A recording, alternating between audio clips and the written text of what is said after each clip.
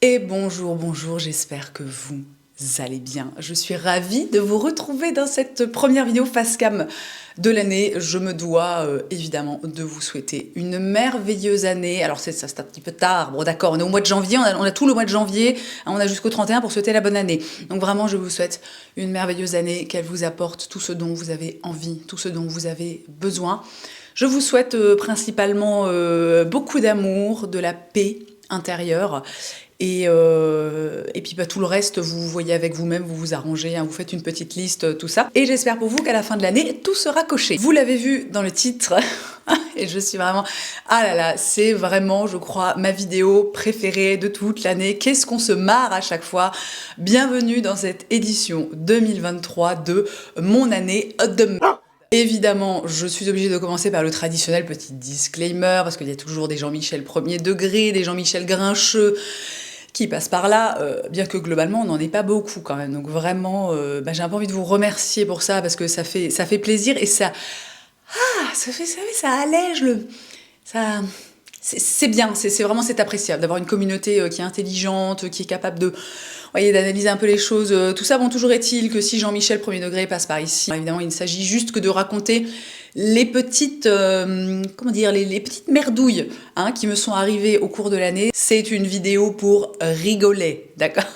C'est vraiment, voilà, c'est un truc léger, c'est pas des énormes les gros problèmes de ma vie. De toute façon, je ne viens pas en parler globalement sur les réseaux sociaux. Donc vraiment, si en regardant cette vidéo, vous avez envie de laisser un commentaire en disant « Ah, mais super, les problèmes, c'est vraiment les gens qui n'ont pas de problème », c'est pas le sujet, d'accord? Ok, super. Maintenant qu'on est bien en phase, tous les uns avec les autres, on y va. Je commence avec le mois de janvier. Fin 2022, je prévois avec ma mère et ma fille d'aller passer un dimanche à Paris pour voir la comédie musicale du Roi Lion. On définit une date, on achète nos petits billets, tout ça.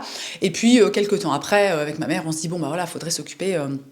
De prendre les billets de train. Donc je me rends sur le site de la SNCF dans le but d'acheter des billets de train et là il se passe un truc extrêmement bizarre parce que voilà, moi habituellement je pars de la gare de Metz, donc si vous voulez Metz, enfin gare de Metz, gare de Paris-Est, on est sur à peu près 1h20. Et ce jour-là, quand j'essaie de prendre des billets de train pour aller ce dimanche bien spécifique à Paris pour aller voir le Roi Lion, ça me donne que des durées de trajet qui sont genre de 5 heures, 6 heures, je ne comprends pas, je me dis peut-être parce que c'est le dimanche, tu vois, et enfin, je sais pas, je trouve ça extrêmement bizarre. Je ne trouve aucun TGV qui ait une durée, genre le truc direct, normal. Et là, je commence à regarder, et en fait, les trajets, c'est limite, tu fais Metz-Dijon, Dijon-Montpellier, enfin Montpellier, c'est un peu plus par là-bas, Montpellier, tu vois, gare de Lyon, quoi.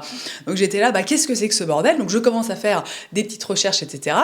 Et là, je découvre qu'en fait, ce week-end bien spécifique, je crois même uniquement le dimanche, la gare de l'Est est entièrement fermée. C'est-à-dire qu'il n'y a aucun train, ni qui part, ni qui puisse arriver à la gare de l'Est. Et évidemment, ça tombe pile poil le jour où on a pris des putains de billets, sachant que c'était genre 100 balles, c'est pas donné. Alors ça vaut le coup. Hein. Petite parenthèse, on a fini par réussir à aller voir ce spectacle, mais non sans mal, parce que je vais vous en reparler voilà, un petit peu plus tard dans cette vidéo. Et donc vraiment... on est là, mais en fait, comment on va faire?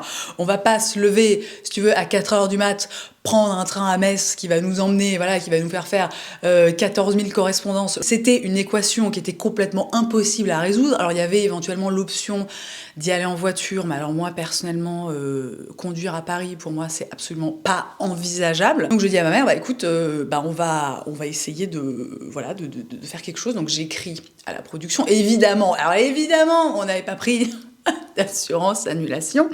Donc je me retrouve à écrire à la prod, à leur expliquer le problème, nanana. Je crois que j'ai même des gens au téléphone, enfin c'est un bordel pas possible.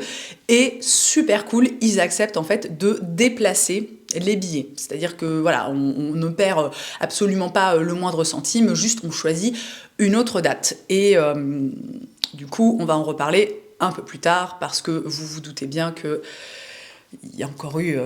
bon, voilà. Donc vraiment, truc de merde, quoi. Tu vois, t'es là, putain. Mais pourquoi? Genre, on choisit le seul jour, mais genre de toute l'année, mais limite, peut-être même de toute la décennie, où la putain de gare de l'Est est fermée. Toujours au mois de janvier et toujours toujours en lien avec la SNCF. Et là, j'avais fait un petit vlog voilà, en reel sur Instagram. Je vous mettrai le lien dans la barre d'infos si vous avez envie d'aller le voir éventuellement. Voilà, c'était relativement rigolo. Je prends un rendez-vous chez Armelle, qui est une de mes tatoueuses favorites, pour réaliser ces tatouages que j'ai là. Et en janvier 2023, il y a pas mal de grèves à la SNCF, et donc, je vous le donne en mille, j'avais pris mon rendez-vous, j'avais pris mes billets. La veille au soir, j'apprends que mon train est annulé. J'écris donc à Armelle, je lui dis, écoute, je suis vraiment confuse, en fait, je n'ai aucun moyen de venir à Paris. Bon bah, repoussons le rendez-vous. Donc on déplace le rendez-vous, il me semble, à la semaine suivante, et alors il y avait encore, je sais plus s'il y avait des grèves encore ou pas, mais je crois que c'était encore un petit peu le bordel, mais toujours est-il que la veille au soir, on me dit que mon train voilà, est maintenu, il n'y a pas de souci. Donc le matin, je me lève, vous savez que je me lève aux aurores quand je vais à Paris, je roule, jusqu'à la gare de Metz. Et là, alors c'est très sympa parce que je retrouve ma sœur qui vit à Paris maintenant depuis quelques années. Donc on arrive à la gare et là, on se rend compte qu'en fait, il y a eu une merde sur je ne sais plus quelle ligne, enfin je ne sais plus quelle merde, et qu'en fait, tous les trains sont en train d'être annulés les uns derrière les autres parce que je crois que c'était vraiment encore une fois lié à la gare de l'Est. Vraiment la gare maudite. Et en fait, regardez comme je suis consciencieuse, parce que j'ai toute ma petite liste en fait devant moi, parce que vraiment je prends des notes au fil de l'année. En fait, ce qui s'était passé, c'est qu'un aiguillage avait cramé. Et alors, les trains n'étaient pas annulés, mais ils avaient tous 2 heures de retard. Donc, on est à la gare de Metz. Il est 7h30, 8h. On a un bol monstrueux parce qu'on réussit à monter dans littéralement le seul train qui va à Metz ce jour-là. Et en même temps, je sais pas pourquoi je raconte cette anecdote dans cette vidéo, parce qu'au final, j'ai eu énormément de chance. Mais peut-être que ça peut un peu contrebalancer, donc je vais quand même le raconter. Donc on arrive à monter dans littéralement le seul train qui ce jour-là fait la ligne Metz-Paris, et on arrive non pas gare de l'Est, puisqu'il y a l'aiguillage qui a cramé et qu'en gros on ne peut plus accéder à la gare de l'Est. On arrive gare du Nord. Je fonce à mon rendez-vous, tout mon truc se passe machin, je retrouve ma sœur après le rendez-vous, et puis là vraiment, si vous voulez, j'ai un moment où je me dis bon bah c'est-à-dire que comment est-ce que je vais rentrer chez moi puisqu'il n'y a aucun train qui part de la gare de l'Est. Donc je me dis bon, allez, à Cœur-Vaillant, rien d'impossible, allons voir gare du Nord. On est arrivé gare du Nord, potentiellement, on va pouvoir repartir de la gare du Nord. Et là, mais les gars, mais une chatte, mais incommensurable. Et encore une fois, c'est pas dans le thème, mais c'est pas grave. On peut aussi raconter, enfin non, c'est pas, je raconterai que des merdes après, promis, mais j'ai comme envie de raconter cette histoire parce que c'est à la fois un truc où tu te dis, putain, mais la vie de merde, quoi. Tu vois, genre vraiment, faut que ça tombe ce jour-là. Et à la fois, tu te dis, mais j'ai une chance, c'est limite indécent. J'arrive gare du Nord, et là, je vois qu'il y a un train qui part pour Metz, c'est un Ouigo. Alors moi, évidemment, sur le coup, je panique. Alors j'essaie d'acheter un billet de Ouigo. Évidemment, c'est impossible. Moi, je suis du genre, si vous voulez, je suis pas du genre à frauder, ou je suis assez... J'aime bien respecter les règles dans la globalité, alors on va dire, je suis pas parfaite, mais voilà. Et moi je suis là, oui, mais j'ai pas de billet, tu vois. Et ma soeur me dit, non mais attends, en fait, c'est la merde intersidérale. Si tu ne montes pas dans ce train, tu ne rentres pas chez toi. Alors c'est pas grave, j'aurais pu aller dormir chez ma soeur, ça aurait été sympa, etc. Mais moi j'avais envie de rentrer chez moi, j'avais envie de retrouver mon chéri, mes enfants, mon lit, tout ça. Et donc ma soeur me pousse, elle me dit, tu montes dans ce train. Et donc je monte dans le train. Et bon bah voilà, je vais couper court parce que vous avez bien compris que j'ai fini par arriver à la gare de Metz, et puis j'ai repris ma voiture, je suis rentrée chez moi et tout s'est bien passé. Et franchement, non mais le bol quoi. On est au mois de mars. Vous vous souvenez au début de la vidéo, je vous ai dit qu'on avait changé les billets pour aller voir le Roi Lion avec ma mère et ma fille. Et donc je crois qu'on est, c'est un week-end. Non, genre c'est un vendredi, un truc comme ça. Peut-être que c'est les vacances scolaires, je sais plus très bien. On est genre le vendredi, et le dimanche ou le lundi, on est censé donc prendre le train et aller à Paris pour voir ce fameux spectacle. Et ce jour-là, bon, là encore une fois, je ne vais pas rentrer dans les détails parce que c'est pas forcément hyper intéressant, mais en fait, je me fâche, je pète un câble pour des raisons X ou Y. Donc vraiment, vous savez, c'est pas un truc qui m'arrive très souvent parce que je suis quand même de nature très patiente, et j'arrive bien, vous savez, à prendre sur moi et à, je sais pas, enfin, globalement je suis assez douée à ça, mais toujours est-il qu'en fait parfois, si tu veux, quand le vase déborde, il déborde. Et donc on est un après-midi, mon vase déborde et je pète un câble et je mets un énorme coup de latte dans une chaise.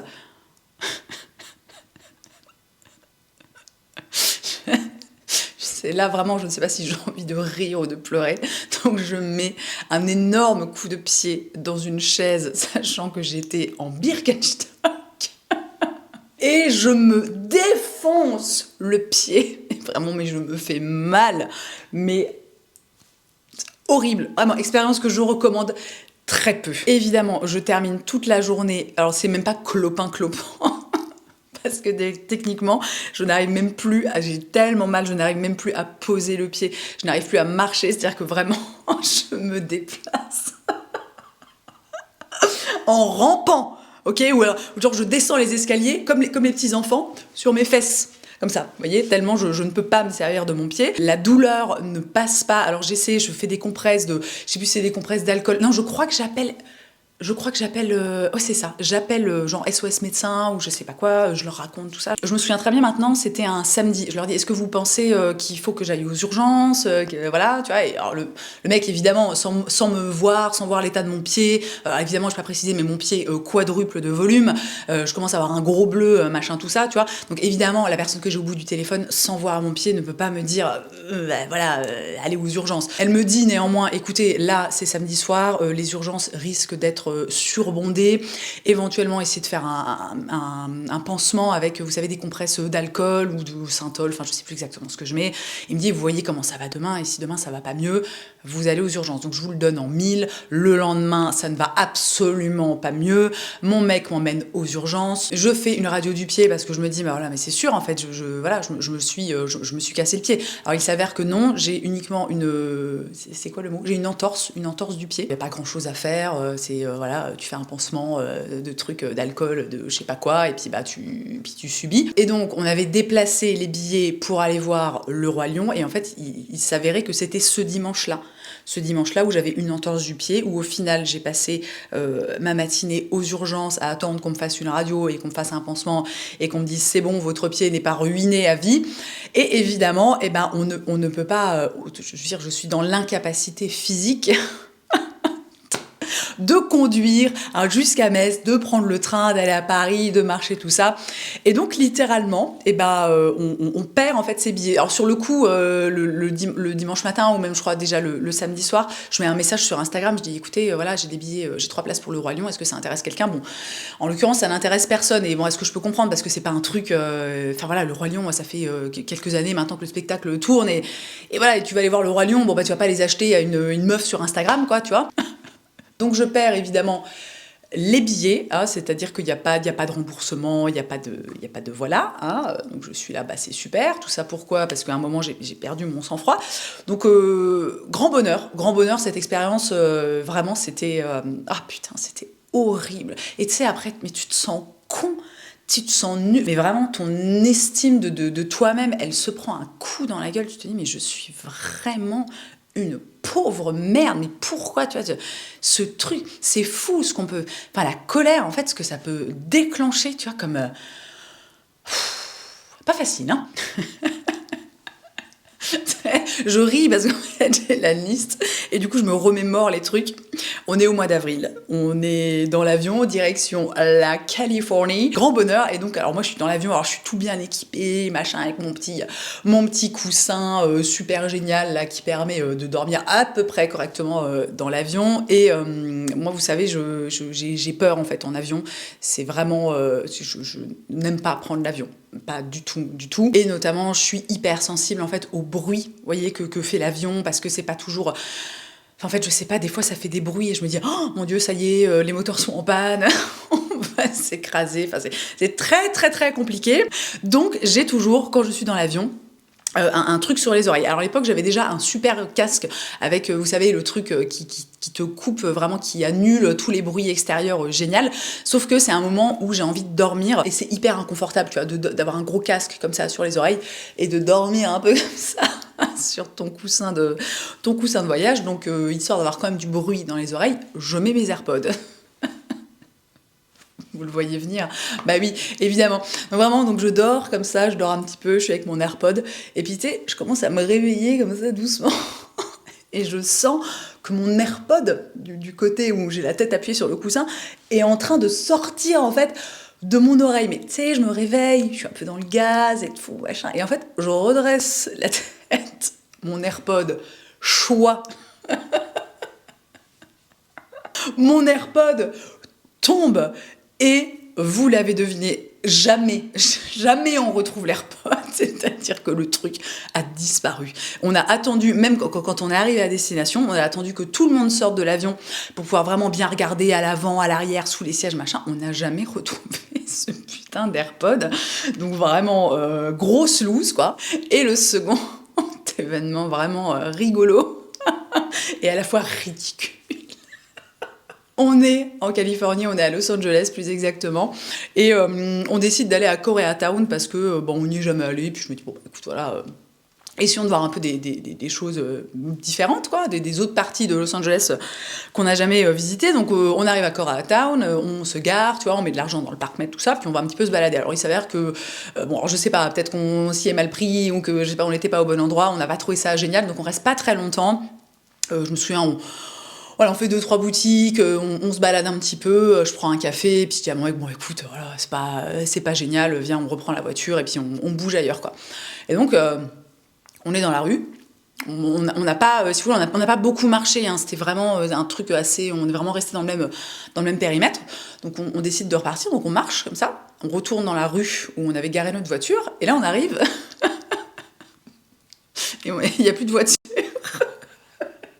Non, vraiment, je me souviens de la sensation que j'ai ressentie à ce moment-là, où vraiment je suis là, genre, what the fuck?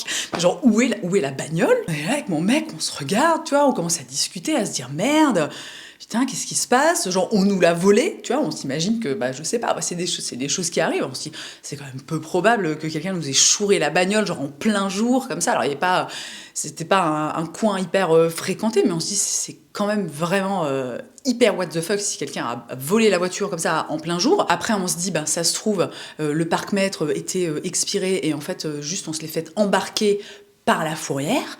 Et vraiment, on est là, putain, mais comment on va faire? Et à la fois, on panique pas tant parce que bah, c'est une voiture de location et qu'on se dit, bon, bah, s'il y a vraiment un problème, genre si quelqu'un l'a volé, bah voilà, alors ça va être chiant, c'est sûr, ça va nous prendre du temps, machin, de l'énergie, etc.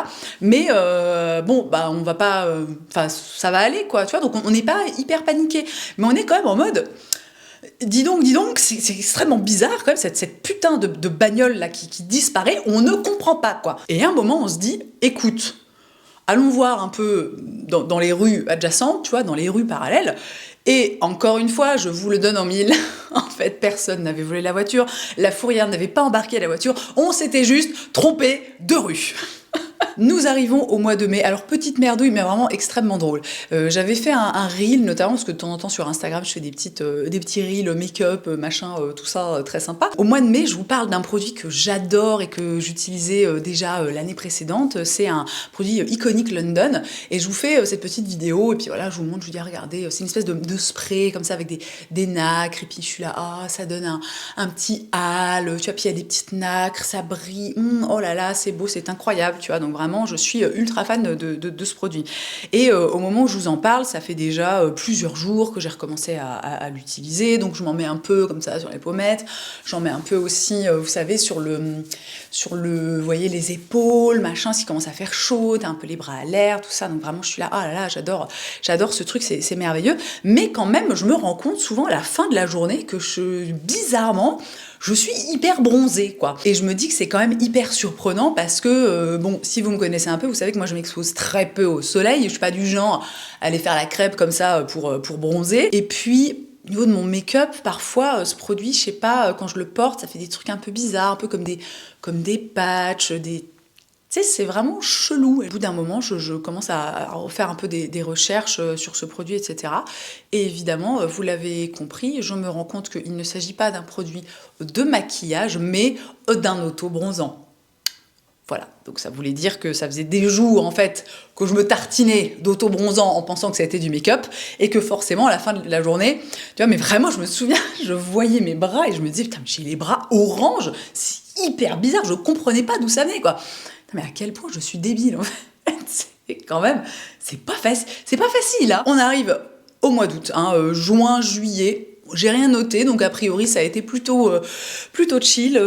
Mois d'août, on part en vacances en Bretagne avec des amis et leurs enfants. Donc on est 1, 2, 3, 4, 5 adultes, 6 enfants de moins de 10 ans et une ado, aka notre fille, hein, qui va avoir 16 ans là.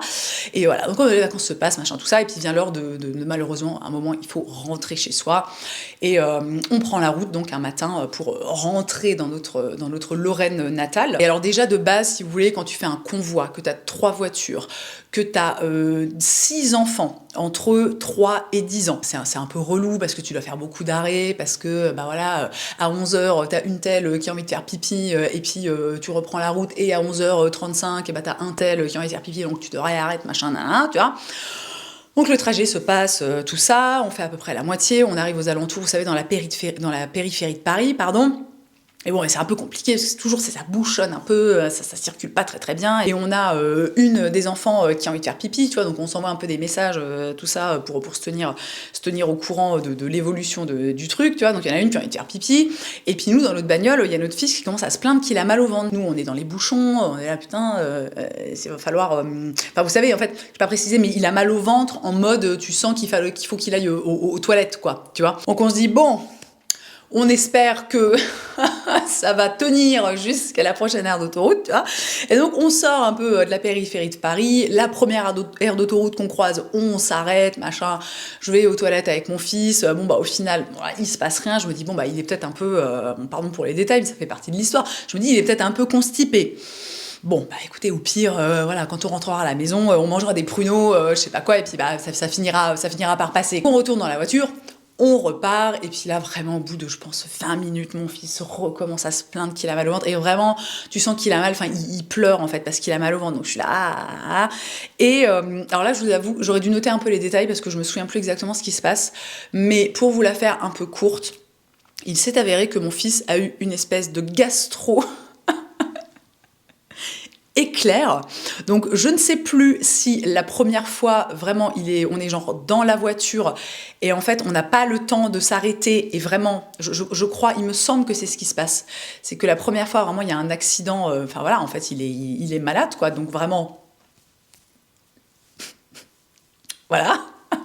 Bien entendu, on s'arrête, on sort les lingettes, on le change, on nettoie, il y en a partout, c'est horrible. À partir de là, on se dit, bon, clairement, il a un problème, donc on avait encore des couches, donc on lui met une couche, tu vois, on lui explique, alors il a pas très envie, mais on lui dit, écoute, voilà, c'est un peu compliqué, là, clairement, voilà, t'es malade, t'as un peu la chiasse, on peut pas, en fait, dès que t'as envie d'aller aux toilettes, on peut pas s'arrêter à la seconde où t'as besoin d'y aller. Il est pas très content, c'est bon, il est grand, il a plus, ça fait longtemps qu'il met plus de couches, vous voyez, pour faire la grosse commission, comme on dit. On lui met la couche, on continue, et puis on a l'impression que ça va mieux, même lui il dit, ah c'est bon, ah, j'ai plus mal au ventre, super, et puis évidemment, au bout de, allez, encore une fois, 20 minutes, 30 minutes, il recommence à se plaindre qu'il a mal au ventre, et il pleure, et à nouveau, voilà, hein, sauf que... il est quand même bien malade, donc ça déborde de la couche. Vraiment, ça arrête. Et on était plus très loin, je crois, de chez nous. Franchement, je crois qu'on s'arrête à la dernière aire d'autoroute. On s'arrête. À nouveau, il y en a partout. On n'a plus de lingettes. Mon mec doit aller en acheter à la station-service. Mon fils, il en peut plus. En parallèle, on a perdu. Il y a un de nos potes, en fait, il a pas eu le message quand on lui a dit qu'on s'arrêtait, donc il a continué. Bon, bah, on n'a même pas pu lui dire au revoir. Enfin, on l'a revu quelques jours après, tu vois. Mais voilà, le truc s'est terminé, genre comme ça. En parallèle, toujours, on avait nos autres amis avec leurs 3 enfants, leur voiture était en train de les lâcher, littéralement. On était tous ensemble sur un parking d'aire d'autoroute, au bout du rouleau, ça faisait genre 10 heures qu'on était dans la bagnole, nous, en train de nettoyer du caca de partout, eux avec le capot de la bagnole ouvert, aller voir à la station-service, ils ont pas des pinces, des trucs, des tournevis, je sais pas quoi. Je disais, mais putain, notre fille qui était mais au bout du rouleau, elle en pouvait plus qu'on s'arrête toutes les 30 minutes et qu'il y ait du caca partout. Enfin bref, c'était un retour de vacances au poil, toujours au mois d'août. Je sais plus si c'est avant ou après les vacances. On est dans l'après-midi, j'ai prévu d'emmener mes enfants au cinéma. Il est 15h, donc mon fils prend son goûter. Il s'assied, il commence à manger son goûter, puis je vois que, tu sais, il a un petit truc noir comme ça en dessous de l'œil. Alors j'essaie comme ça vite fait de lui enlever, puis il fait comme ça, enfin il a pas envie que je l'emmerde, il a juste envie de manger son goûter, donc je suis bon, très bien, je regarderai ça après, voilà, donc je le laisse manger son goûter, et puis vient le moment où il faut qu'on se prépare pour aller au cinéma, donc je retourne à mon fils, puis là je vois qu'il a toujours son petit truc, tu vois, je me dis merde, qu'est-ce que c'est que ça, et puis je m'approche un peu, je dis attends, bouge pas, je regarde, et là, ce n'est pas un petit mimis, tu vois, une petite peluche ou une miette de gâteau, une pépite de chocolat ou je ne sais quoi. En fait, sous l'œil de mon fils, et quand je dis sous l'œil, c'est-à-dire que vraiment, vous voyez la naissance des cils, donc vraiment juste en dessous de la naissance des cils, mon fils a une putain de tique. Et alors ça, non mais alors les tics les gars, mais c'est ma hantise dans la vie. Il y a rien pour moi qui est plus horrible, plus dégueulasse, mais je trouve ça. Alors je sais, je suis déjà allée sur Google pour taper à quoi servent les tics, parce que vraiment j'étais là, mais ça ne sert à rien à part être un putain de truc dégueulasse. Bon alors, si vous voulez la réponse, en fait, ça fait partie de la chaîne alimentaire, les tiques, hein, voilà. Bon, bah écoutez, soit, mais alors, putain, mais moi, les tiques, genre, nos animaux en ont de temps en temps, moi, je suis incapable de les enlever, le peu de fois où j'en ai eu sur moi, c'est mon mec qui a dû me les enlever, et franchement, mais après, j'étais traumatisée, genre, je mettais 3 jours à m'en remettre, je trouve que c'est le pire putain de parasite, je préfère les poux, tu vois, je sais pas, alors les morpions, je sais pas, j'en ai jamais eu, tu vois, mais, les tiques, le concept de la... Bref, je vais arrêter parce que je suis en train de m'écœurer moi-même. Donc je réalise que mon fils, 4 ans et demi, a une tique qui s'est accrochée, donc vraiment juste en dessous de ses cils. Et alors, j'essaie évidemment de rester calme, tu vois, de pas paniquer, pour pas le faire paniquer lui-même. Donc j'essaie vraiment de rester extrêmement calme. Je lui dis, écoute mon chéri, bon voilà. Alors par contre, il y a un tout petit problème. Voilà, t'as une petite tique qui s'est...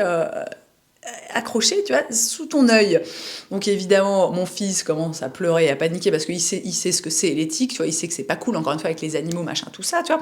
Donc vraiment, je suis là, écoute, ne t'inquiète pas, c'est pas grave, on va l'enlever, voilà, donc on est là, on le coach, on est tous les 3 autour de lui, hein. Donc il y a mon mec qui est avec le crochet, vous savez, le crochet à tique, mon fils est allongé, moi je suis un peu par-dessus lui, je lui caresse le visage, il y a sa sœur qui est juste à côté, et on est là, allez, vas-y, courage, ça va aller. Donc vraiment, comment ça s'appelle, un comité de soutien, mais d'une extrême qualité. Alors c'est hyper difficile pour mon fils, il a peur, il pleure, tu vois, et nous on est là, on essaie de... Vraiment, vous savez, on verbalise, on lui explique tout ça. Donc vraiment, il est là, moi je lui tiens... Je lui tiens un peu l'œil en même temps, il panique, tu sais, moi je suis là, mais horrifiée. Et mon mec, en plus c'est compliqué parce que quand t'as les yeux ouverts comme ça, imaginons quand t'as un truc comme ça qui arrive vers toi, le réflexe c'est quoi? C'est de fermer les yeux, hein. Sauf que là vraiment s'il ferme les yeux, bah en fait on peut pas accéder à la putain de tique de merde. On réussit à ce que mon fils garde les yeux ouverts, à ce qu'il ne bouge pas. Mais le problème, c'est qu'en fait, la tique est trop petite. Je pense qu'elle venait vraiment de s'accrocher, donc elle est minuscule. Moi, je me dis, bon, ok, pas de panique, même si, alors vraiment, intérieurement, à l'intérieur de moi, c'est l'Armageddon. Vraiment, je suis dans une panique, mais absolue. C'est horrible, mais j'essaie... pour mon fils, de garder la face, tu vois, je lui dis, écoute, viens, c'est pas grave, on va aller à la pharmacie, je suis sûre qu'elles vont pouvoir faire quelque chose, les gentilles pharmaciennes, machin, nanana. Donc je mets mon fils dans la voiture, donc lui, évidemment, il est en PLS, moi je suis en PLS aussi, mais uniquement de l'intérieur, nanani, nanana, je roule 2 minutes, on va à la pharmacie, je sors mon fils de la bagnole, tac, tac, tac, tac, tac, on rentre dans la pharmacie, et là, je vais voir les pharmaciennes qu'on connaît en plus, parce que c'est la pharmacie dans laquelle on va toujours, à ça, bonjour, comment vous allez, bah super, enfin, ouais, bif, bof, et là, je leur explique, je dis, en fait, il a une tique là, tu vois, et là, maman, elle me regarde, mais genre horrifiée. Et là, immédiatement, je comprends qu'en fait, ça va pas le faire et que c'est pas elles qui vont régler le truc, tu vois. Mais quand même, je tente. Je leur dis, oui, du coup, je me demandais, est-ce que vous seriez en mesure peut-être de lui enlever parce que nous, notre crochet, il est trop grand, on n'y arrive pas, nanana. Et là, elles me disent direct, non, nous, en fait, on peut pas... ce qui est tout à fait normal, hein, évidemment, il y a aucun souci, j'ai tout à fait compris, mais j'étais quand même toujours en train de me décomposer à l'intérieur de moi-même. Elles peuvent pas prendre cette responsabilité, c'est tout près de l'œil, enfin, c'est hyper délicat, quoi. Donc, elles me disent, alors... Première option, elles me disent, sinon ce que vous pouvez faire, je ris, mais en fait c'est horrible, ça c'est affreux. Ce que vous pouvez faire, c'est que vous pouvez la laisser et attendre qu'elle grossisse un petit peu. Donc là, je suis Et là, c'est comment vous dire en fait que ça ne va pas être possible. Alors notamment parce que c'est horrible, je ne peux pas laisser mon fils avec une tique en dessous de l'œil. Il y a la maladie de Lyme. Je me dis, imagine, il se frotte. Moi, une de mes plus grandes peurs aussi, c'était que genre mon fils se frotte les yeux et qu'il l'arrache et que la tête reste là. Ou alors, elle me dit, deuxième option, en fait, vous allez chez un ophtalmo et peut-être que lui, il pourra faire quelque chose. C'est près de l'œil, c'est machin, nanana. Je dis, bon, ok, d'accord, merci. Je leur achète quand même un petit pack de 3 crochets, comme ça, en me disant, bon, il y en a peut-être un des 3 qui sera plus petit que celui qu'on a, quoi, tu vois. Donc, on rentre à la maison, et puis là, c'est reparti. Mon fils allongé sur le canapé, on est tous les 3 autour, en train de le coacher, nanana, tu vois, mais qui c'est là, je le rassure, j'essuie, c'est là, enfin, c'est une scène, mais apocalyptique. Et au bout d'un moment, après quelques essais, mon mec réussit à retirer la tique. Et là, je sais pas si je me suis déjà sentie aussi soulagée de toute ma vie, mais franchement, vous savez, mais en plus, j'ai vite le cerveau qui part en vrille. Et je m'imagine tous les pires scénarios possibles, quoi. Genre vraiment être obligé d'aller aux urgences, à l'hôpital, qu'il se fasse opérer. Enfin, vraiment, je pars complètement en vrille. Mon mec a réussi à enlever la tique, on a désinfecté avec un tout petit coton-tige comme ça, on a surveillé les jours suivants pour voir qu'il n'y avait pas une petite auréole qui... Mais cette histoire, mais putain, mais t'imagines... Non mais sur l'intégralité, alors bien sûr, il avait 4 ans et demi, tu vois, c'est un petit corps, mais il y a quand même... Putain, il y a tellement d'endroits où elle aurait pu se mettre. Elle vient se foutre là, mais putain, mais c'est vraiment des putains de saloperies, quoi. Un truc dont j'aurais pu parler dès le mois de février, c'est qu'en fait, toute l'année, et je vous en avais parlé rapidement ici, et j'ai dû en parler aussi sur Instagram, j'ai un problème avec mon index droit depuis le mois de février dernier, donc 2023. Ça a commencé très précisément... C'est ridicule, parce que je l'ai dit plein de fois, du coup, quand j'ai fait des examens, les trucs comme ça, donc vraiment, les gens étaient là. Ça a commencé quand j'ai terminé mon set de Lego. Vous savez, l'année dernière, au mois de février, j'avais fait un reel. J'ai fait la grande vague de Hokusai, qui est un tableau, enfin voilà, un Lego sublime que j'ai adoré faire, mais en l'occurrence, c'était un partenariat avec Lego. Donc j'ai été dans une cadence assez élevée. Le truc, je l'ai plié en 3 jours. J'étais là, tac, tac, tac, tac, tac, tac, tac. Et j'en suis ressortie donc avec un doigt un peu en PLS. C'est-à-dire que pendant pas mal de temps, c'est vraiment, je me réveillais le matin et j'étais comme ça. C'est-à-dire que je n'arrivais pas à déplier mon doigt. Ça me faisait extrêmement mal.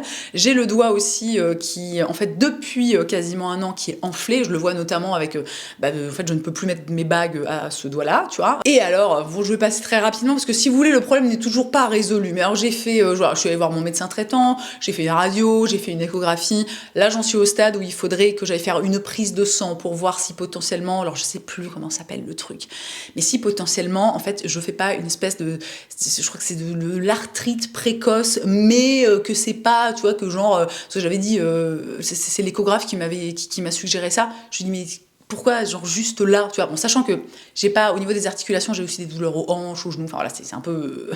c'est un peu compliqué, voilà. Mais j'avais demandé, mais pourquoi vraiment la douleur, ce serait quasiment uniquement que là? Il m'a dit, ça peut arriver, en fait, c'est vrai que d'un côté, il faut bien que ça commence quelque part. Donc bon, je n'ai pas encore fait cette prise de sang, alors ça va mieux, tu vois, mais je sens que j'ai les... dans les doigts, c'est pas génial. Vous voyez, par exemple, en ce moment, j'écris pas mal, ou je dessine, je fais des coloriages, et même le pouce, en fait, c'est... Non, mais vous allez voir, non, mais avec le bol que j'ai, je vais avoir 37 ans et de l'arthrite, en fait. C'est sûr, quoi. C'est sûr. Et je pense que c'est pour ça que je vais pas faire la prise de sang, parce que je me dis...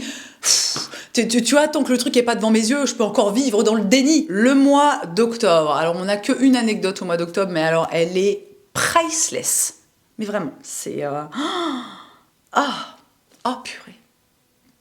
J'ai encore honte. J'ai encore honte, en fait. C'est tellement, mon Dieu. Je vais vous raconter. Vous allez aussi, sans aucun doute, ça va être assez éclairant, je pense, sur mon mode de fonctionnement, comment fonctionne mon cerveau aussi. Vous savez, quand je dis souvent que j'ai une mémoire catastrophique. Je pense que si vous me suivez depuis longtemps, vous m'avez entendu dire ça je ne sais combien de fois. Vous me voyez tout le temps, oublier des trucs. Si vous êtes habitué de la maison, encore une fois, vous sachez. Cette anecdote, pour moi, c'est la quintessence de la pourritude. j'ai envie de dire, de mon putain de cerveau. Pour les personnes qui ne le savent pas, j'ai fait de la musique avec mon frère. On a eu un groupe pendant à peu près 2 ans, donc alors ça remonte maintenant. On a arrêté il y a très longtemps. Ça fait, je pense, que ça fait quasiment 10 ans maintenant. On avait un groupe, on faisait de la musique, il y avait des musiciens. Moi, je chantais, nanana, ça a duré quand même 2 ans, donc on faisait des répétitions, on a fait quelques concerts. Et mois d'octobre dernier, 2023, on retrouve mon frère au NJP à Nancy pour aller voir Cory Wang. Mon frère, ah, coucou, ça va, nanana. Et là, il me dit, alors je vais changer le prénom, on va dire José. Pourquoi pas finalement. Je retrouve mon frère et il me dit, ah bah putain, trop bien, il y a José qui est là. Alors moi évidemment, José, si vous voulez, ça ne m'évoque rien, donc je me dis juste... Bon, voilà, apparemment il y a José qui est là, ça a l'air de faire plaisir à mon frère, et ça me va comme information. Je me dis, bah cool, il est content, c'est bien, trop bien. Sachant, quand même, alors ça m'intrigue un peu parce que je connais beaucoup d'amis de mon frère, voilà, depuis très très longtemps, et puis c'est vrai que parfois il me raconte des trucs, il me donne des nouvelles de ses amis, etc. Tu vois, mais là c'est vrai que José, je me dis, moi ça n'évoque vraiment rien chez moi. La soirée se passe, donc il y a le premier concert, le deuxième concert, et puis à un moment... avec mon mec, on va au bar chercher un truc à boire. Et d'un coup, je vois un mec s'avancer vers moi avec un aplomb, vous savez, une espèce de détermination. Comme ça. Et donc ce mec s'avance vers moi, il se plante devant moi et il me dit « Hey, salut Colline, comment ça va ?» Je précise qu'il parlait pas comme ça, il avait une voix un peu moins aiguë. Mais voilà, donc vraiment le mec arrive et il me dit, mais comme si... voilà, je sais pas, c'est comme si je croisais mon meilleur pote ou quelqu'un que je connais, toi que j'ai pas vu peut-être depuis 6 mois, machin, qui vient, qui me dit hey, comment tu vas, tu vois. Et donc vraiment, je le regarde, et là, je me dis, mais qui est cette personne? Le mec, clairement, comprend que je ne le reconnais pas, donc il me dit, c'est moi, c'est José. On a fait de la musique ensemble pendant 2 ans. Donc là, vite fait, les câbles se connectent, tu vois, dans mon cerveau. Mais le problème, c'est que je n'ai aucun putain de souvenir de ce mec. Je veux dire que visuellement, de sa présence, enfin, tu vois, je suis là... Immédiatement, je me sens mortifiée de honte, d'autant plus que José est accompagné voilà, d'un de ses potes, d'un de ses amis, qui le vanne en plus, tu vois, qui lui dit « Le mec, il fait genre, il connaît des gens, et en fait, pas du tout, tu vois. » Donc, vraiment, je suis là, je me liquéfie à l'intérieur. Donc, je feins, c'est ridicule, c'est pathétique, hein, mais au lieu juste de dire la vérité, en fait, moi, je feins de le reconnaître, tu vois. Donc, je suis là « José, ouais, ça va, ouais, cool. » Et là, vraiment, je sais plus exactement comment ça se termine. Je pense que mon cerveau a effacé en partie pour me protéger. Mais je me souviens que ça se finit de façon... C'est hyper gênante, quoi. Genre un peu en mode un gros blanc, et puis le mec se retourne, il dit bonne soirée, et moi je suis là, et bonne soirée, tu vois, et je me retourne vers mon mec, et je suis là, putain, j'ai aucune idée de qui était ce mec, tu vois, je n'ai aucun souvenir de lui, et vraiment, je suis, mais horrifiée. Donc on prend nos boissons, on retrouve mon frère qui était à l'extérieur, et là, évidemment, immédiatement, je lui raconte, je dis, putain, je viens de croiser José, là, tu vois. Je lui dis, j'ai aucun souvenir de lui, vraiment, le mec ne me rappelle absolument rien. Et je dis à mon frère, parce que faut savoir qu'avec ce groupe, alors on a fait quelques enregistrements, et parfois il y avait des musiciens qui venaient juste pour les enregistrements, qui n'étaient pas forcément là tout le temps aux répétitions, les concerts, les réunions, les je sais pas quoi, les trucs comme ça, tu vois. Donc je dis à mon frère, non, on est d'accord que voilà, José c'était juste un mec, il venait comme ça, vite fait de temps en temps, enfin je l'ai vu que quelques fois dans ma vie, tu vois. Et là mon frère me répond, non, en fait il était guitariste dans le groupe, donc... Donc, à savoir qu'en fait, le mec était tout le temps là. C'est vrai que j'ai passé 2 ans de ma vie à faire un truc quand même. C'est pas rien quand même, tu vois, de faire de la musique avec des gens. Je trouve que c'est quelque chose pour moi, tout du moins, c'est assez fort, tu vois, c'est significatif. C'est pas, je sais pas, je croise ma factrice à la boulangerie et puis après, j'oublie que je l'ai croisée, quoi. Donc, vraiment, je suis là, mais horrifiée. Je suis horrifiée. À l'intérieur de moi, c'est... Je sais même pas comment vous expliquer ce que je ressens. C'est un mélange de honte, de limite, je suis choquée. Tu vois, je me dis, mais comment c'est possible? Comment j'ai pu oublier ce mec avec qui j'ai passé 2 ans de ma vie à faire de la musique? Je dis à mon frère, écoute, franchement, envoie-lui un message, dis-lui que je suis désolée, voilà, que c'était pas contre lui, que je sais pas quoi. Donc mon frère prend son téléphone et en fait, entre-temps... José lui avait envoyé un message et il disait « Oh mec, je viens de croiser ta sœur, elle m'a même pas reconnu, MDR !» Donc là, vraiment, moi, c'est encore pire que tout. J'ai envie de creuser un trou et de m'enterrer. Et vraiment, cette histoire, j'étais là, mais Mais comment c'est possible, en fait? Et maintenant, c'est un peu faussé parce que du coup, je suis retournée voir, vous savez, des archives, donc des photos, des vidéos, des trucs. Et effectivement, José est là, voilà, j'ai fait des trucs vraiment, enfin, qui pour moi, voilà, étaient des trucs de fou à l'époque, tu vois, faire des concerts et des trucs. Et José est là. Et voilà.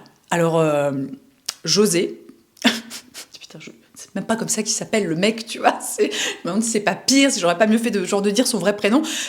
Alors, José, il y a sûrement aucune chance pour que tu regardes cette vidéo, mais on sait jamais si un jour peut-être quelqu'un te l'enverra. Tu vois, putain, José, je suis désolée. C'est vraiment, c'est mon cerveau. Je ne sais pas comment me justifier, mais juste sache que je n'ai pas voulu te snobber, José, d'accord? Que j'ai pas fait le truc de genre j'ai voulu te prendre de haut ou je sais pas quoi. C'est juste que vraiment je n'avais aucun souvenir de toi et c'est horrible, c'est horrible. Et nous arrivons au mois de décembre avec le dernier événement qui a vraiment clôturé cette année hein, en toute beauté.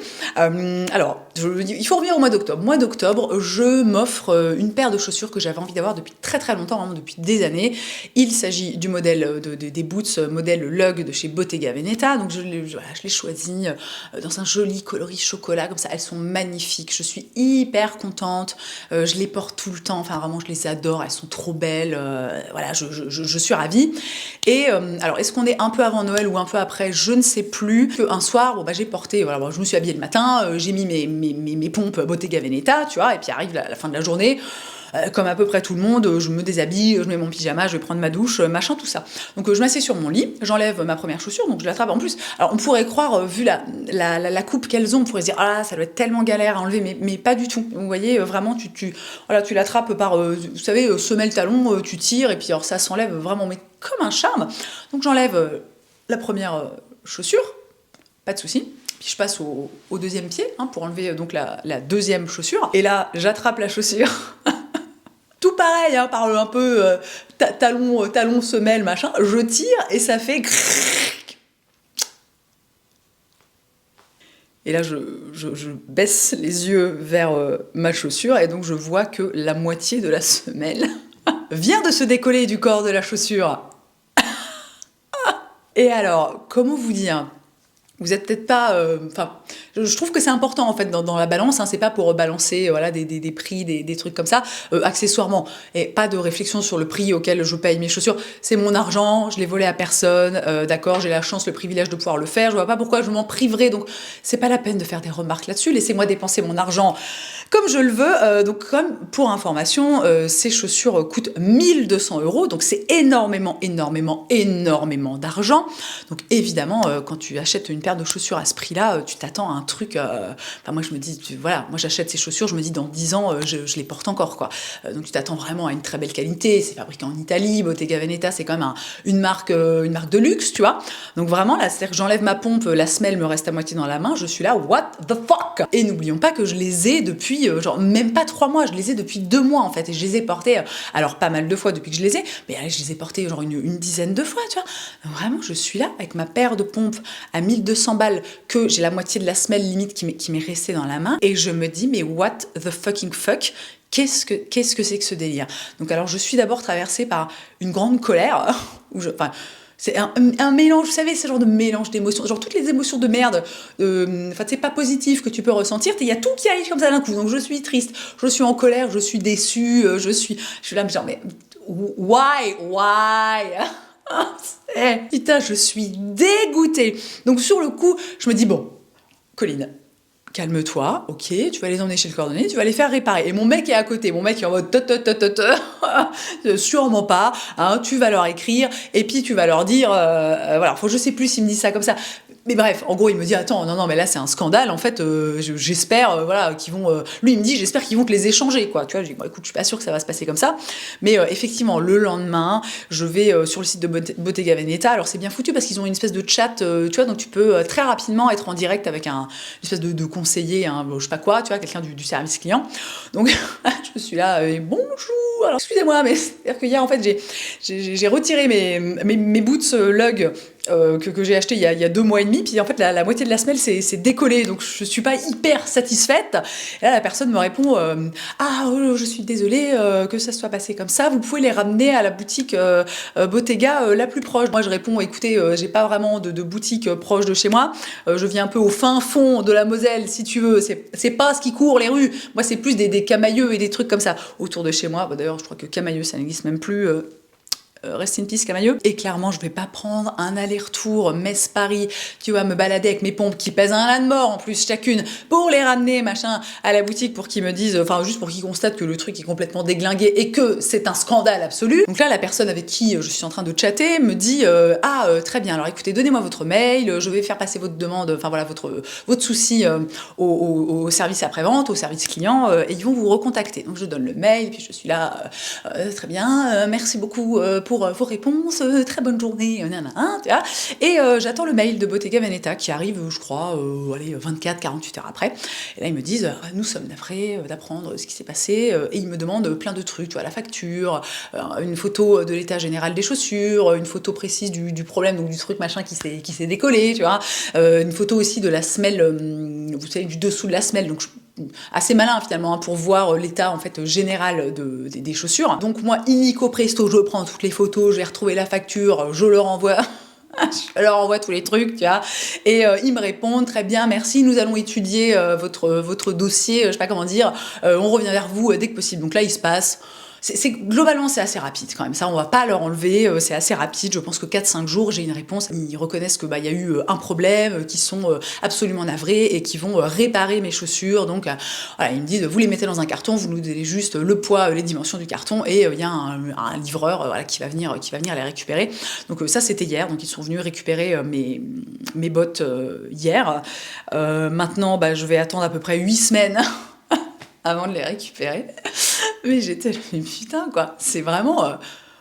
je sais pas, mais à qui ça arrive des trucs comme ça, quoi, j'enlève ta chaussure. Et t'as la semelle qui te reste dans la main, quoi. Mais putain, je suis vraiment, en vrai, je suis vraiment, alors, enfin, ça va, je suis pas à plaindre niveau chaussures, j'ai encore des trucs à mettre à mes pieds. Je suis vraiment dégoûtée parce que je les avais pas depuis longtemps. Je suis dégoûtée qu'elles se soient cassées. J'avoue qu'il y a aussi un petit peu le côté, j'espère que la réparation va tenir le coup parce que je me dis si ça arrive à nouveau dans un an, je suis pas certaine en fait que.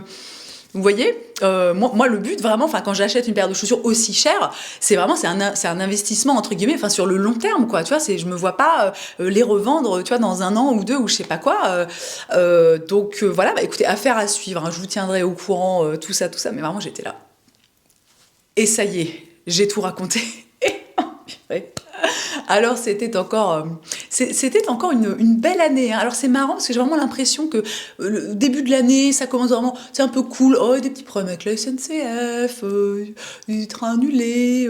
Et puis plus t'avances dans l'année et plus les trucs sont soit horribles, soit complètement ridicules. Enfin voilà, je trouve que c'était encore une fois un grand cru, comme tous les ans. J'espère que vous avez passé un bon moment et que vous vous êtes bien marrés, quoi, parce que c'est le but hein, derrière tout ça. Et pour moi aussi, c'est thérapeutique. Vous savez, c'est de ressortir tous ces trucs là qui m'ont fait chier sur le coup et qui m'ont, voilà, il y a des trucs où j'ai eu peur, j'ai été triste, j'ai été déçue, j'ai été en colère, voilà, toutes ces émotions. Et c'est vraiment, il y a un côté hyper libérateur de juste m'asseoir ici et de vous raconter tout ça. Comme tous les ans, vraiment, si vous arrivez des trucs de merde, que vous sentez voilà, de les raconter, de les partager avec l'internet, vraiment, n'hésitez pas, parce que tous les ans, je pleure de rire en lisant vos histoires. Les commentaires, open bar les gars, allez-y.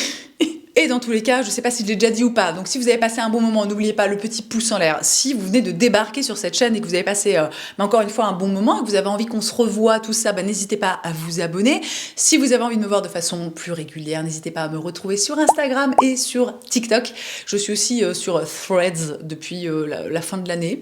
Ouais, je suis pas hyper active, mais il faut que j'aime bien. Je crois que ça ne me déplaît pas, tout du moins. On va voir hein, dans quelle mesure je vais m'y tenir tout ça, mais bon, bref, hein, Threads. Le nom est vraiment à chier. Hein. Et bref, merci d'avoir passé ce petit moment avec moi. Je vous souhaite une très belle journée, une bonne année encore une fois. Je vous embrasse et je vous dis à la prochaine.